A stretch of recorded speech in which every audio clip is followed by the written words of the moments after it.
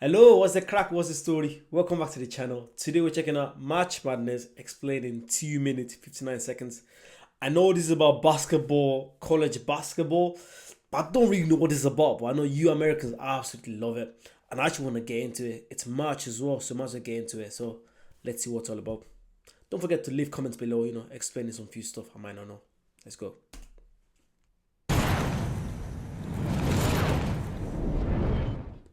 Welcome to everything you need to know about March Madness in 2 minutes and 59 seconds. Let's go.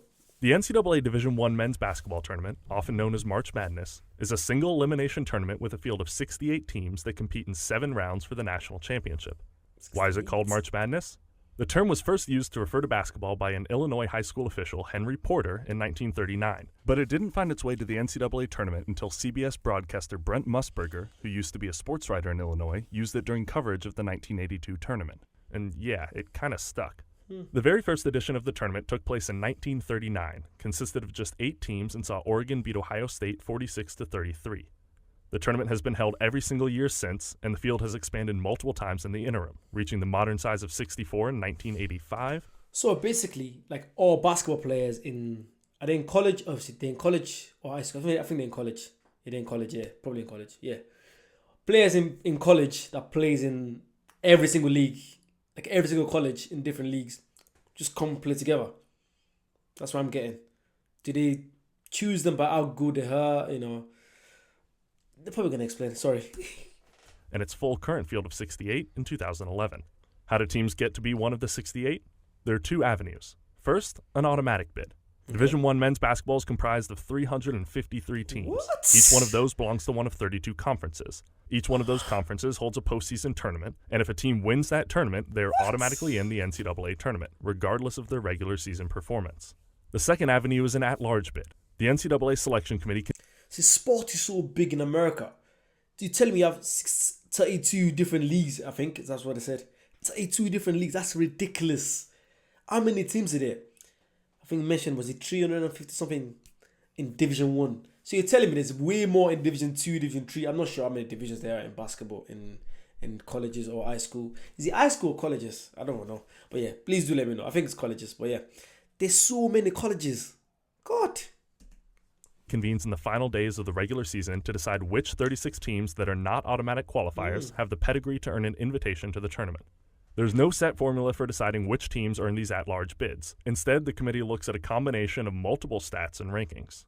After all 68 teams have been decided, the selection committee ranks every one of them in a process called seeding. The teams are then split into 4 regions of 16 teams each, with each of those teams being ranked 1 through 16. That ranking is the team's seed. In order to reward better teams, first-round matchups are determined by pitting the top team in the region against the bottom team, then the next highest versus the next lowest, and so on. In theory, this means that 1 seeds have the easiest opening matchup in the bracket. Upsets do happen, though. Shock and awe in college basketball. When a low seed goes on an unexpected run, we get what we call a Cinderella, one of the best parts of every tournament.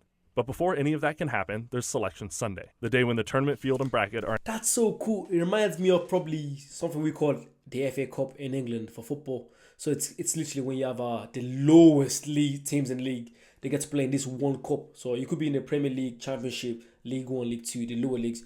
Everyone gets to play in this one cup. So sometimes you might get an upset where a lower team from one lower league can actually beat a top team in the top league. So this is actually really good. I like this. I like that.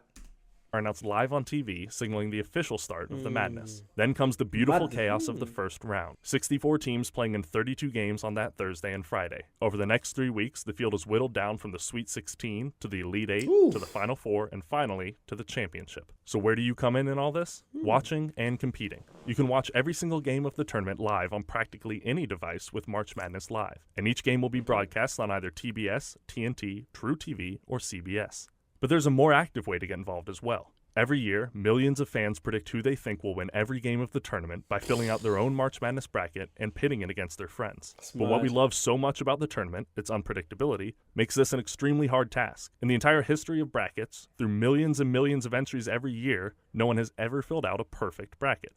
Could you be the first to ever do it this year? Probably not. But that's true, because when there's so many games, it's going to be so difficult to actually choose who's going to win every single game. But I'm sure there's going to be 3-4 teams that's gonna be favorites, but they everyone know they're gonna do really well. I'm guessing, or is no one sure who's gonna win? Let me know who you think is gonna win this year. Because actually, I would love to actually check it out this year. Do some watch-alongs as well with you guys. Let me know if you want to see that. That'd be really good. But that shouldn't stop you from trying. After all, now you know everything you need to know about March Madness.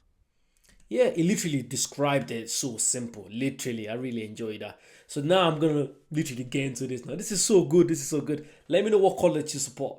When it comes to football, I'm supporting Penn State. I like their celebrations. They have good atmosphere, so I'm supporting them. But when it comes to basketball, I don't know what to support. I know one basketball team called Duke, but that's because they're big. But I'm not gonna support them because they're just too big now. I want to support some random middle team. Do you know what I mean? Yeah, give me options to support, please, please, please. This is really good. I can't wait to actually get into this. It looks very interesting.